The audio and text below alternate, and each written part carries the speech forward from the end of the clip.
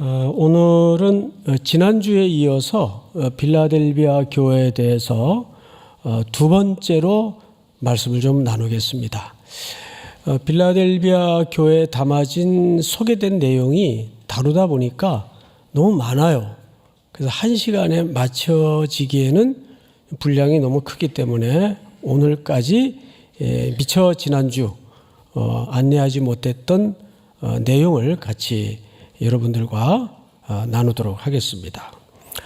우선 빌라델비아 교회는 서머나 교회와 함께 7교회 가운데 책망이 없었던 교회입니다. 칭찬만 있었어요. 어떤 칭찬이었는가 기억나시죠? 네가 작은 능력을 가지고도 내 말을 굳게 지켰다. 이것이 아주 중요한 칭찬이었습니다. 거기서 작은 능력이라는 것은 소위 세상으로 볼 때는 허접하고 별로 영향력도 없고 입이 쩍 벌어질 정도로 무슨 감탄할 내용도 없는데 네가 그 적은 능력을 가지고도 내 말을 굳건히 지켰다. 그러면 도대체 뭘 지켰다는 이야기일까? 궁금하죠? 지난주 빌라델비아 교회 성도들이 현실적으로 부딪혀 있는 물리적인 고통이 뭐였습니까? 유대 공동체로부터 출교를 당하는 일이었어요. 그러면 혹자는 그까지 출교하라면 하는 거지 뭐. 근데 그 시대에는 유대인들에게 출교라는 것은 그냥 거의 죽음과 방불한 처사입니다. 유대 공동체에서는 예수님이 육신의 몸을 입고 오셨다는 이 신학에 대해서, 교리에 대해서 결코 받아들일 수가 없었어요. 근데 언젠가부터 이방 땅에 같이 나와 사는 일부 유대 기독교인들이 바로 예수를 중심으로 그분을 그리스도로 쫓고 그분을 구주로 고백하고 따로 모임을 스물스물 갖기 시작하는 거죠. 이게 뭐지? 하고 들여다봤더니 유대 공동체에서는 구약만 알고 구약에 예언된 메시아를 지금도 기다리고 있는데 이게 무슨 황당하고 회개한 짓인가 해서 조사를 하고 압박을 하다가 결국 그 고백을 양보하지 않고 자기들의 압박에 꿈쩍도 않는 무리들을 향해서 결정을 내리기 시작합니다. 정 안 되겠다. 출교하자. 이런 벌 중에 제일 무서운 벌이 사실은 출교입니다. 출교라는 것은 무슨 뜻이 되냐면 넌 이제부터 하나님의 백성이 아니다. 얼마나 무서워요. 그러니까 그 출교의 선언을 받을 때마다 빌라델비아 지역에 사는 성도들의 입장에서는 왜 안 흔들렸겠습니까? 야, 이거 우리가 이게 사는 게 이렇게 믿는 게 이거 정말 맞는 건가? 얼마나 저들 기준에서 말이 안 됐으면 우리도 제일 무서워하는 출교를 우리들에게 가할까?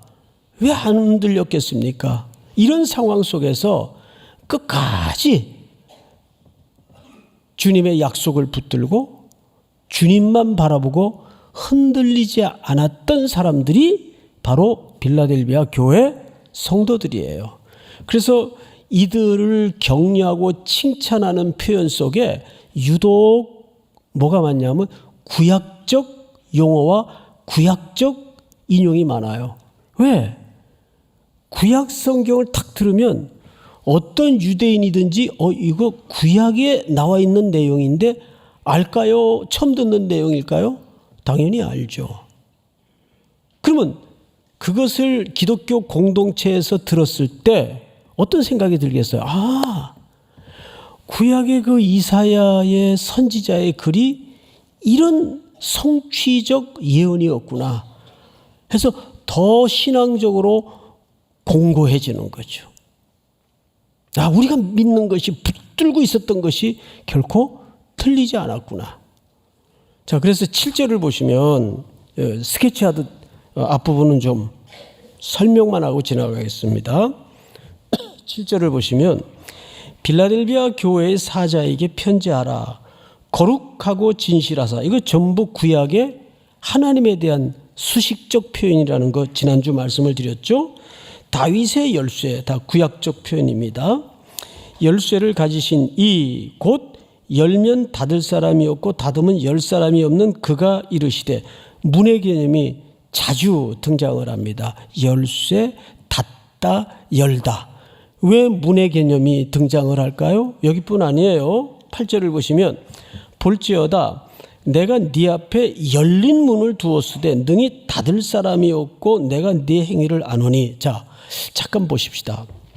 여기 주의 사자를 통해서 예수님이 왜 문이라는 개념을 자주 차용을 할까요? 바로 출교 문제 때문입니다. 출교라는 것은 뭐죠? 유대 공동체에서 아웃시키는 거예요. 문 밖으로 쫓아내는 거예요. 그런데 예수님께서 그들이 쫓아낸 그 문은 일시적이고 유한하고 옳은 문이 아니다. 걱정하지 마라. 그러면서 여러분 8절을 보세요. 볼지어다 내가 네 앞에 열린 문을 두었으되 능히 닫을 사람이 없으리라. 내가 네 행위를 아노니 네가 작은 능력을 가지고서도 내 말을 지키며 내 이름을 배반하지 않았다. 내 말을 지켰다. 내 이름을 배반하지 않았다. 이 말은 어떤 물리적이고 현실적인 막강한 압박이 지금 이들에게 가해져 있다는 뜻이에요. 그 압박에 그들이 양보하지 않고 물러서지 않았다 그 말이에요. 자, 그런데 성경을 마저 보십시다. 9절 보라 사탄의 회당 곧 자칭 유대인이라 하나 그렇지 아니하고 거짓말하는 자들 중에서 며칠 네게 주어 그들로 와서 네 발 앞에 절하게 하고 내가 너를 사랑하는 줄 알게 하리라. 장차 위대한 역전이 일어날 것을 암시하면서 동시에 오늘 성경 기자가 무슨 의미를 여기에 담고 있는가 하면 그들이 너희들을 쫓아내는 출교라는 이름으로 쫓아낸 그 회당은 사탄의 회당이다. 그 진짜 문이 아니다 그 말이에요. 서론 시간에 계시록을 쓴 서술 목적이 뭐라 그랬습니까? 가짜에 휘청거리고 가짜에 흔들거리는 세상을 향해서 진짜가 뭔지를 아느냐? 예수님이 진짜고 예수로 통과하는 그 문으로 들어가는 것이 진짜 문이다. 그래서 예수를 다윗의 열쇠, 구약의 예언된 성취의 정점의 인물로 소개를 하는 이유가 여기 있습니다. 그러니까 이 글을 읽고 들을 때마다 기독교인들의 입장에서는 우리가 붙들고 있던 이 진리와 이 가치가 정상적인 옳은 가치였구나. 예수님은 단호하게 거중만 붙들고 있는 그 회당을 중심으로 한 유대 공동체를 심지어는 뭐라고 고발을 하고 있죠? 사탄의 회당. 걱정하지 마라. 거기서 내몰리고 거기서 쫓겨났다고 인생이 무너지는 것도 아니고 흔들거리지 마라. 진짜 문이 바로 여러분들이 통과한 그 문이야말로 진짜 문이다. 그래서 예수님이 자기를 가리켜서 요한복음에도 뭐라 그래요? 내가 양의 문이다 그랬어요. 이 양의 문인 예수 그리스도 안으로 들어오지 않으면 전부 강도며 절도다 그 말이에요. 자, 그런데 이제 10절을 보십시다. 오늘 이 부분부터 좀 설명을 자세히 드리도록 하겠습니다. 10절 제가 좀 읽겠습니다. 네가 나의 인내의 말씀을 지켰은즉. 자, 앞을 보십시다. 제가 감기 지금 끝무렵에 장기침이 아직 남아서 여러분들 좀 불편해도 양해를 해 주시기 바랍니다. 네가 나의 인내의 말씀을 지켰다. 여기 우리가 주목해야 될 표현 하나가 나의 인내의 말씀을 지켰다, 이 표현이에요. 그래서 이 대목을 이제 두 가지로 해석을 할 수가 있어요. 좀 어렵습니다. 그러니까 꼼꼼히 들으셔야 돼요. 첫째는, 자, 여러분 힘들 때 인내하십시오. 예수님이 말씀하셨어요. 인내를 강조했죠. 이거 누구 명령이에요? 예수님 명령이죠. 이것도 예수님의 명령이에요. 자, 그런데 방금 말씀드린 이런 패턴으로 이 본문을 해석하는 해석이 있어요.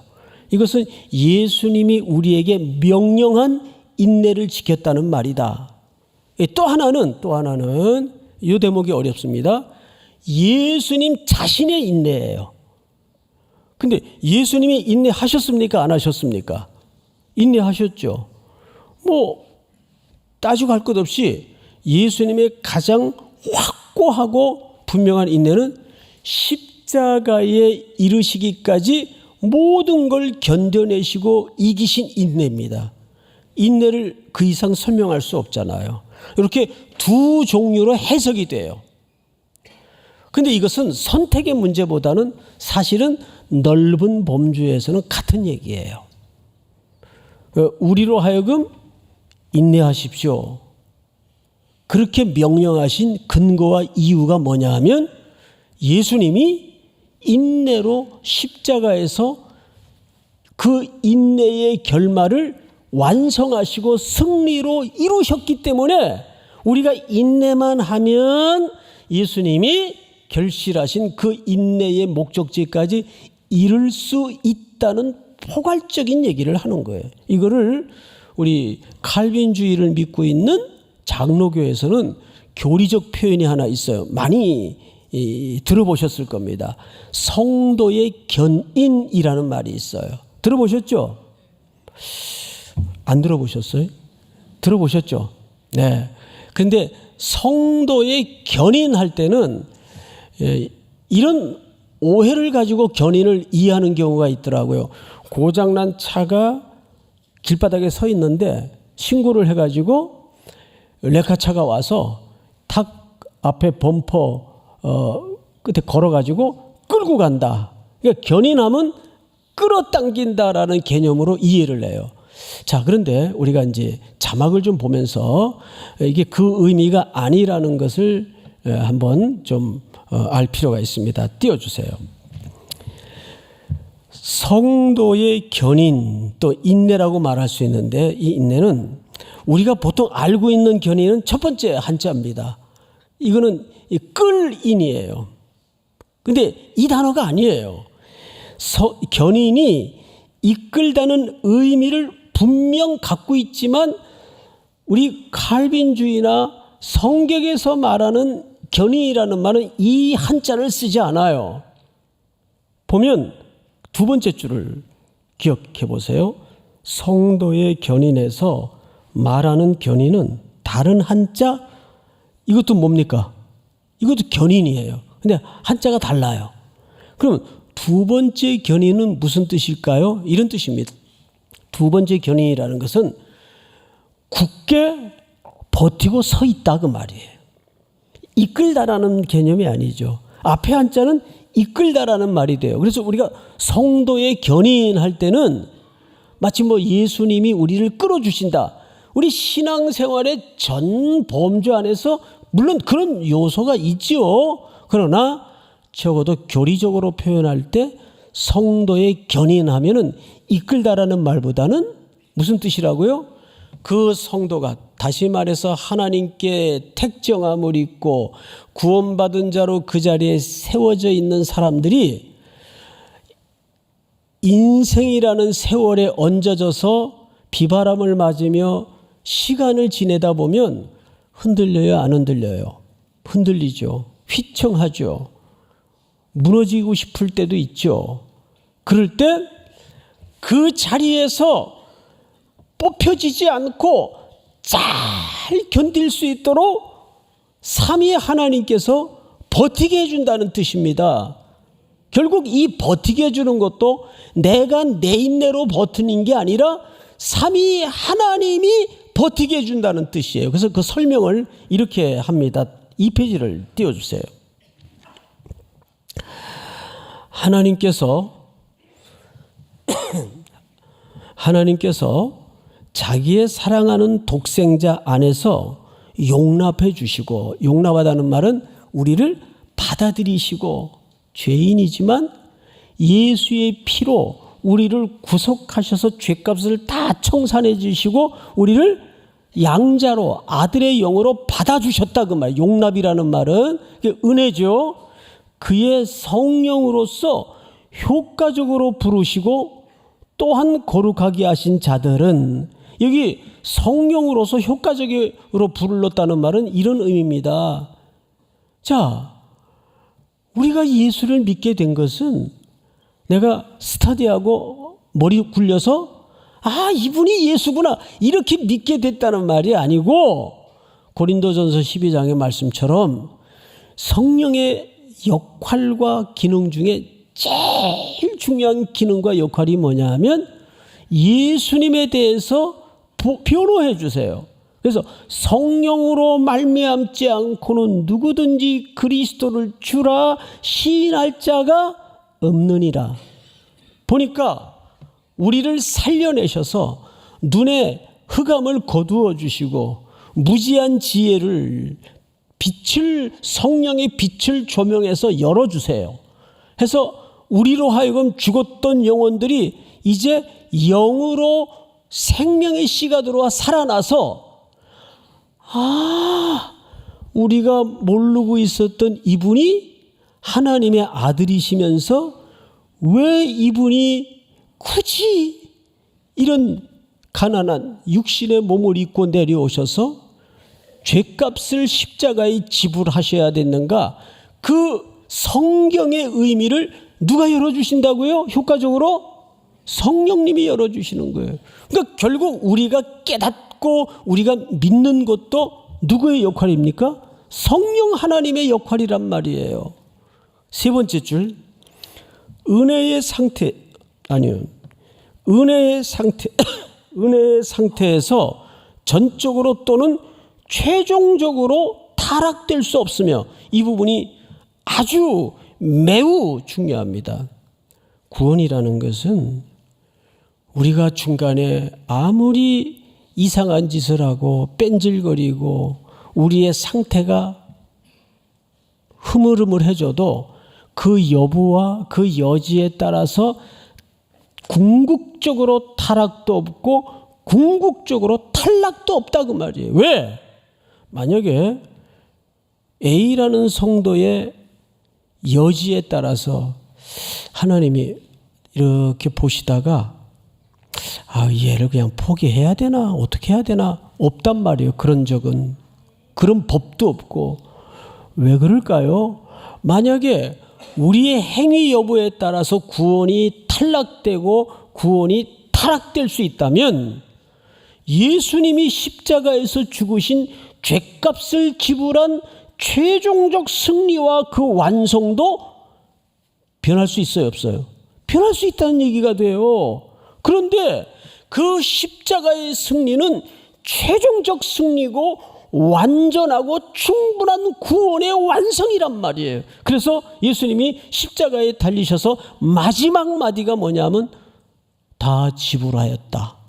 그 말이 다 이루었다 그 말이에요. 뭘 지불하신 거예요? 우리 죄값을 다 지불하신 거예요. 믿습니까? 그래서 은혜의 상태에서 전적으로 또는 최종적으로 타락될 수 없으며, 그들은 마지막 날까지 그 상태에 꾸준히 인내하여 머물러 있게 되며 또한 영원히 구원받을 것이라. 이것이 우리 장로교가 채택한 웨스트민스터 신앙 고백서 17장의 성도의 견인에 대한 정의입니다. 믿습니까? 이것은 우리 기독교의 장로교의 신학이 아니라 성경이 말하는 원칙이고 원리라는 말이죠. 다음 페이지를 좀 띄워주실까요? 성도의 견인이란 하나님의 택정함을 입은 성도는 끝까지 인내하여 구원을 놓치지 않는다 그 말이에요. 그러니까 여러분들이 약해서 때로는 넘어지기도 하고 휘청거리기도 하지만은 그 여부와 여지에 따라서 우리의 구원이 변개되거나 취소되는 법은 없다 그 말이에요. 누가 완성하셨기 때문에. 그래서 우리가 힘들고 공부할 때마다 우리의 시선을 고정해서 고정해서 끝까지 소망하고 끝까지 바라봐야 될 게 뭐냐면 십자가에 죽으신 예수 그리스도가 우리의 유일한 희망이고 소망일 수밖에 없는 거예요. 할렐루야. 다음 페이지를 넘겨주세요. 우리 한번 다 같이 읽어볼까요? 시작.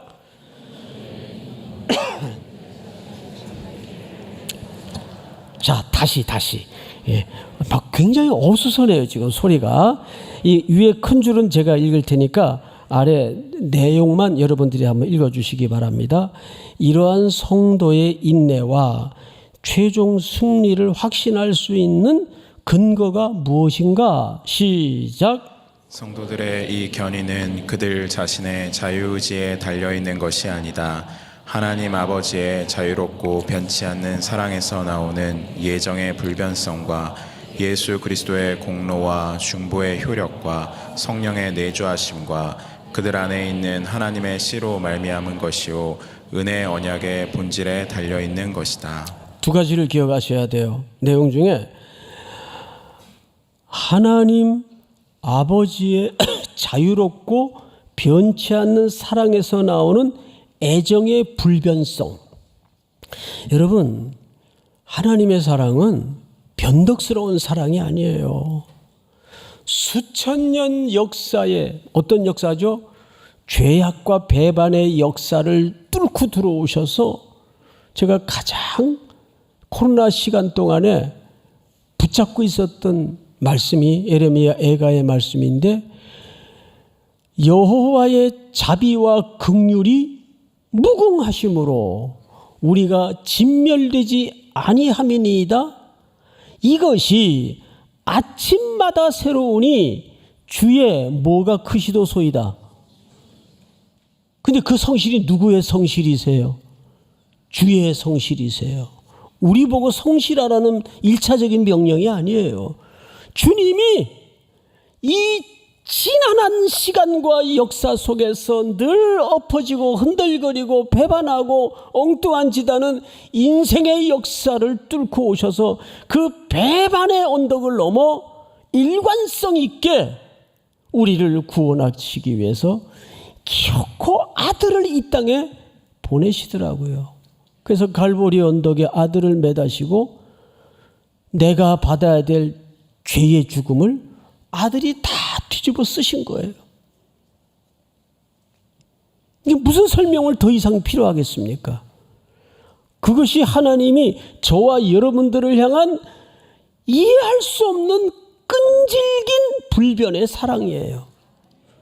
우리는 수없이 하나님을 떠나고 배반하고 돌아서고 엎어질지라도 하나님은 단 한 번도 내가 침 삼킬 틈조차도 나를 외면하시거나 나를 멀리하신 적이 없어요. 그것이 성도의 견인입니다. 다음 페이지를 볼까요? 성도가 견인할 수 있는 것은, 여기서 견인은 이끄는 견인이 아니에요.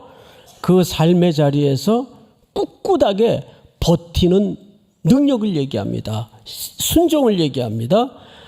성도가 견인할 수 있는 것은 스스로의 능력과 실력 때문이 아니다. 삼위 하나님의 보호하심과 인도하시고 이끄심 때문이다. 이 모든 신적 효력들이 어우러져서 성도의 삶은 인내로 열매 맺어 끝내 승리한다는 것이 성도의 견인 곧 성도의 굳건한 인내와 관련된 교리이다.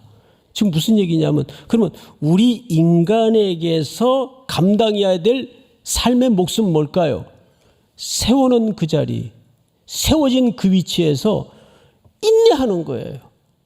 인내만 하면 반드시 하나님이 아들 그리스도를 통해서 만들어 놓으신 최종적 결실과 열매를 우리가 만지게 되고 누리게 된다는 뜻입니다. 근데 그 인내마저도 우리 보고, 자, 난 할 일 다 했으니까 너희들 이제 너희들 뭐 한번 해봐라, 그러시는 게 아니에요.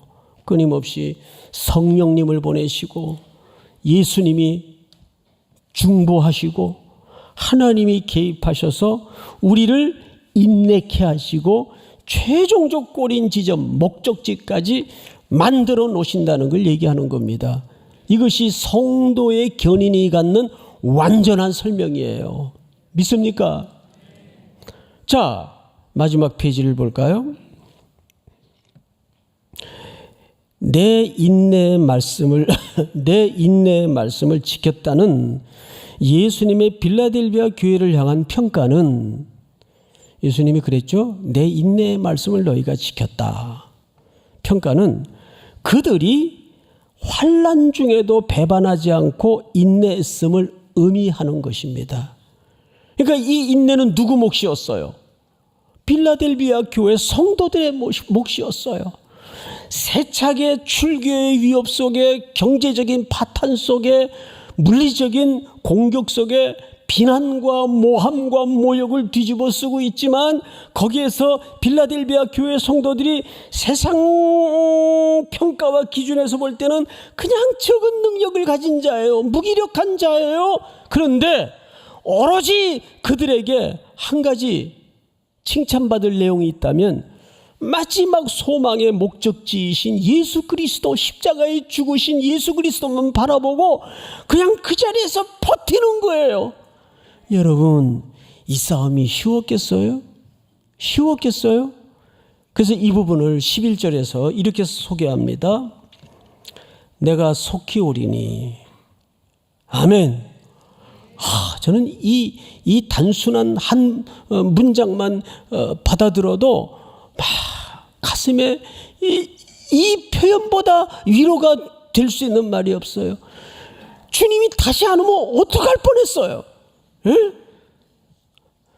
여러분들 삶 속에 흘러내렸던 가슴앓이와 수많은 눈물들을 누가 닦아주겠어요?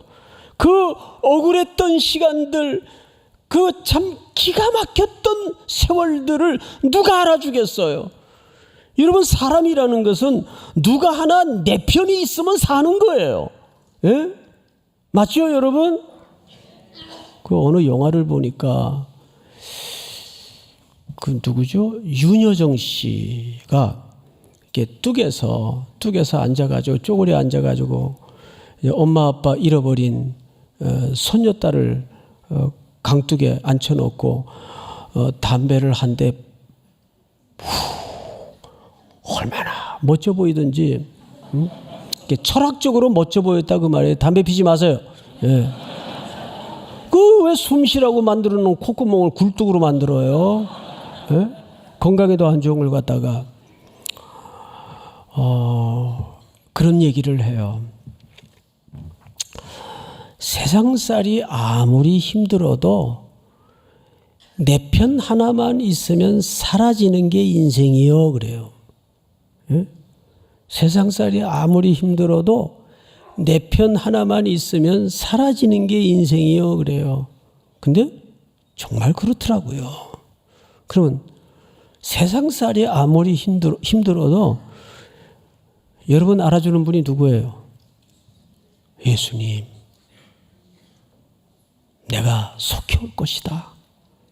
그래서 여러분, 예수님이 다시 오실 것에 대한 긴박한 열망을 가지고 사는 게 종말론적 성도들입니다. 그것이 우리 개혁주의 종말론자들의 시간관이어야 되고 역사관이어야 됩니다. 믿습니까? 주님 다시 오십니다. 조금만 견디십시다. 그런데 11절에서 이어서 이런 얘기를 해요.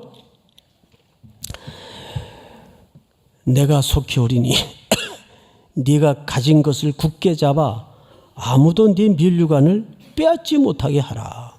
자, 여기 두 가지 풀어내야 될 설명이 있습니다. 내가 가진 것을 굳게 잡아라.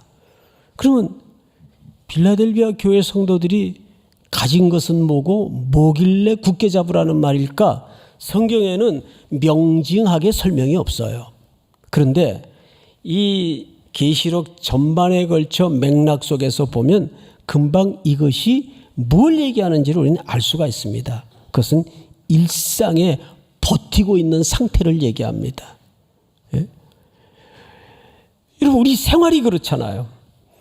오늘 어떻게 하든 무너지지 않고 죄짓지 않고 주님만 열망하면서 살아내면 또 어둠이 찾아오고 아침이 밝아오죠. 그러면 내일은 전혀 다른 세상이 펼쳐지나요? 안 그렇거든요. 똑같이 지난한 시간들이 나를 향해 덤벼들어요. 똑같이 일터에서 또라이들이 있고 그런 일들이 마주쳐지는 거예요. 그거를 무한 반복. 누가 오실 때까지? 주님 오실 때까지. 그래서 여기에 보면 면류관이라는 표현을 쓰는데 네 면류관을 빼앗지 못하게 하라. 여기서 말하는 면류관은 자, 송태근 씨 수고하셨습니다 하고 이렇게 시상 주는 그런 그랑프리 같은 개념이 아니에요. 여기서 말하는 면류관은 운동 경주자에게 최종적 승리자에게 얹어주는 살아있는 꽃으로 엮은 화관을 얘기합니다. 이건 고대 시대의 운동 경기의 최종 승리자에게 얹어주는 면류관이에요. 그 화관이에요. 그래서 성경을 잘 보세요. 12절에 이기는 자는, 이게 스포츠 용어입니다. 이기는 자는, 자, 그러면 자, 앞을 잠깐 보실까요? 운동 경기가 단박에 끝나는 경기가 있어요? 없어요. 고대 시대에는 제일 험하고 격한 경기가 마라톤입니다. 42.195를 뛰어야 돼요. 또 계주 경기라는 게 있겠죠? 요즘도 있지만 그런 경주를 통해서 그냥 순간순간 심장이 입 밖으로 헐떡헐떡 튀어나올 정도의 격한 인생을 살아내는 거예요. 뛰어내는 거예요. 그리고 그 최종적 꼬린 지점에서 꽃으로 엮은 면류관을 우리 머리에 얹어주는 겁니다. 자, 이 표현 속에 우리는 유추하거나 넉넉히 짐작하여 이룰 수 있는 것은 이거는 참 오랜 시간의 싸움 끝에 얻어질 면류관이구나. 근데 신앙생활을 하는 성도들의 인생이라는 여정이 똑같습니다. 오늘 밥한다고 내일 밥 안 해요? 또 돌아서면 밥 해고 날이 밝으면 또 일하고. 근데 뭐 뾰족하고 특별한 일이 없어요. 똑같은 일을 무한반복하는 거예요. 그건 저도 마찬가지고 여러분들도 마찬가지예요. 그래서 우리는 무슨 아주 엑셀런트한 특별한 일을 자꾸 얘기하지 말고 매일매일 우리 일상이라는 시간 속에서 마주치는 그 일을 오늘도 감당해야 되고 또 내일도 날이 밝으면 또 그 일이 또 부딪혀 오는 거죠. 그 싸움을 무너뜨리지 말라 그 말이에요. 믿습니까? 그니 이 여정이 쉽겠습니까? 어려운 거예요. 어려운 거예요. 근데 신앙생활은 그거 끝까지 완주하는 싸움입니다. 나의 달려갈 길을 마치고 사도 바울이 감옥에서 쓴 고백 같은 유언 같은 글이지 않습니까? 믿음을 지켰다고 얘기합니다. 나의 달려갈 길을 마치고 믿음을 지켰으니. 여러분들도 주님 다시 오시는 그날까지 달려갈 길을 다 완주하는 믿음의 인내, 순종이 있기를 주의 이름으로 축복하고 축원합니다. 이제 그런 자에게 뭘 약속하시는가? 두 가지를 약속해요. 첫째는 12절 하반절을 보시면 이기는 자는 내 하나님 성전에서 뭐가 되게 하리니? 기둥이 되게 하리니 그가 결코 다시 나가지 아니하리라. 앞을 보실까요? 여기 그 기둥같이 된다. 첫 번째 약속이에요. 집을 떠받치는 제일 중요한 구조물이 기둥입니다. 우리 그렇잖아요. 집에서도 장남 같은 경우를 두고 옛날에 어르신들이 보통 뭐라 그랬어요? 너가 우리 집의 대들보다, 너가 우리 집의 기둥이다. 여러분 그런 소리 듣고 잘하셨나요? 저는 그런 소리 별로 들은 적이 없어요. 늘 뭐가 되려고 그러니? 제가 하도 엉뚱한 일을 많이 하니까, 엉뚱한 생각을 많이 하고 엉뚱한 짓을 많이 하니까 어머님이 늘 그랬어요. 넌 뭐가 되려고 그러니? 종잡을 수가 없다. 이런 말을 제일 많이 들었지. 너는 우리 집안의 장남이니까 넌 기둥 참 돼야 된다. 그런 기대는 별로 없으셨던 것 같아요. 근데 이제 천국 가면 만나뵙고 한번 여쭤보고 싶어요. 자, 그런데 기둥이 뽑혀나가면 집은 무너집니다. 근데 놀랍게도 하나님께서 그렇게 분투 끝에 완주하고 인내를 감당한 하나님의 택한 백성들에게 뭘 약속하냐면 너희를 집에, 무슨 집에? 내 아버지의 집에, 내 아버지의 집에 기둥 같은 존재로 세울 것이다.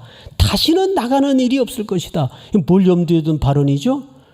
너희들은 그 사탄의 회당 같은 유대교에서 출교당했다고 걱정하고 염려하느냐? 그거는 다 가짜다. 거기에서 쫓겨났다고 조금 더 염려하지 마라. 제가 지금도 잊을 수 없는 게 IMF 탁 터졌는데 다음 주부터 목양실로 우리 집사님들, 젊은 청년들 들어와서 막 눈물이 그렁그렁 맺혀가지고 울어요. 목사님 저 구조조정 당했어요.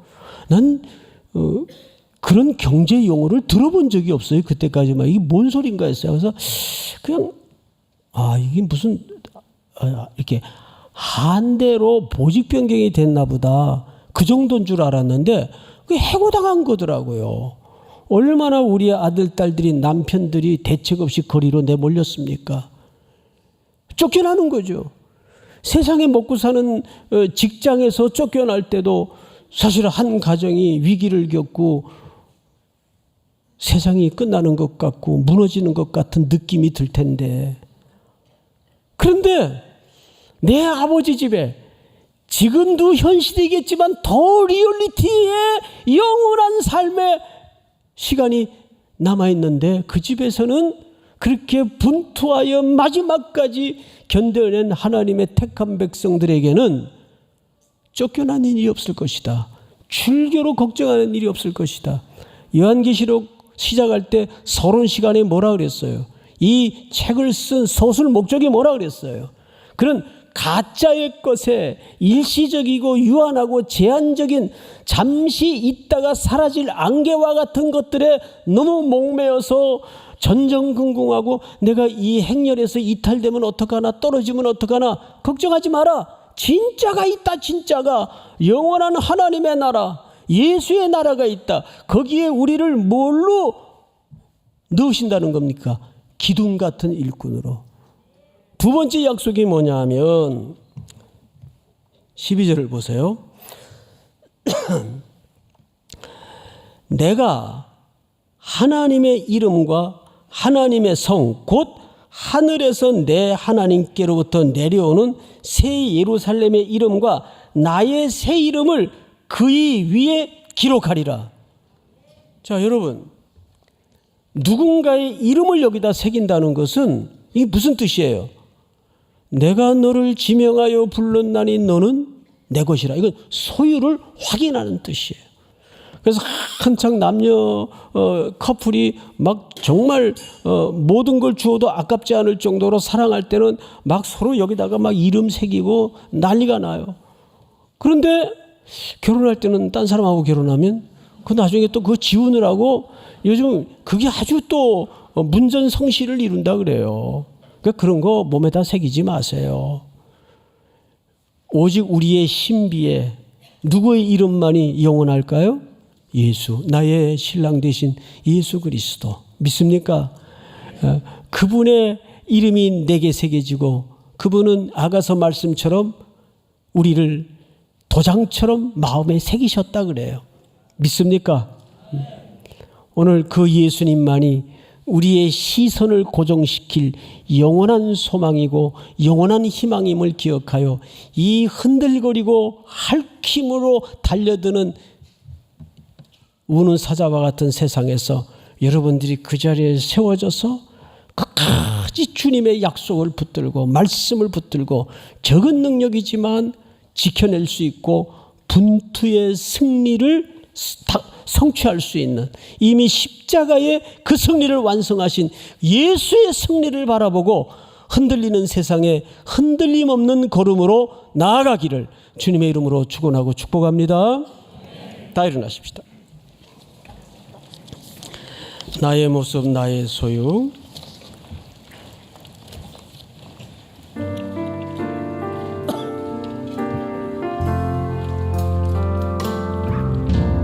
나의 모습 나의 소유 주님 앞에 모두 드립니다.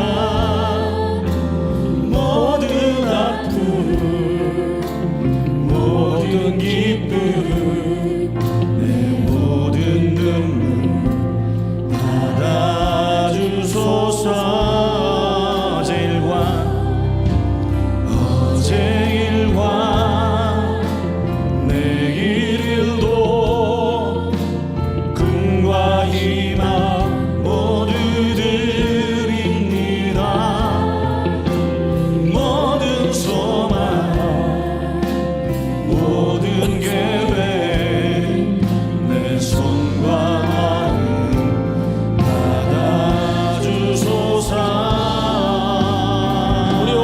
높이 들고 나의 생명을 드리니 주 영광 위하여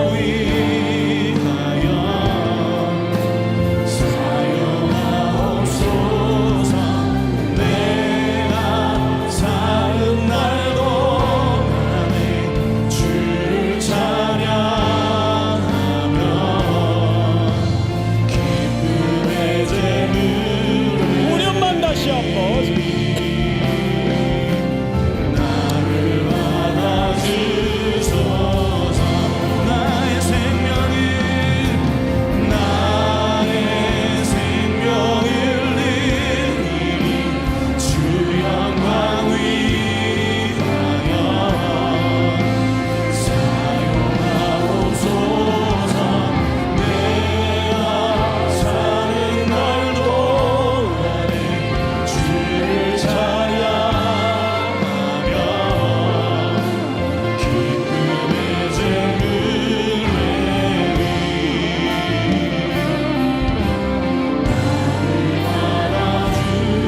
내가 사는 날 동안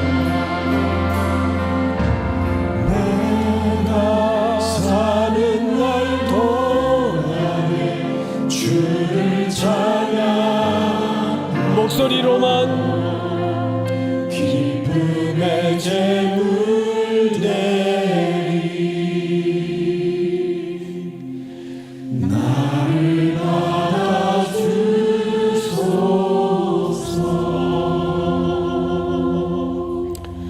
지금은 우리 구주 예수 그리스도의 은혜와 하나님 아버지의 높고 깊으신 사랑하심과 성령님의 교통, 위로 충만케 하시는 역사가 오늘 머리 숙여 경배를 드리며 성전의 기둥처럼 예수의 새 이름을 가슴에 새기고 또 한 줄을 살아내기로 분투하기로 각오하고 작정하여 저문을 나서는 사랑하고 사랑하는 3일의 귀한 성도들, 해외, 국내, 멀리 출타해 있는 가족들, 복중의 생명까지 영원토록 함께 있을지어다. 아멘.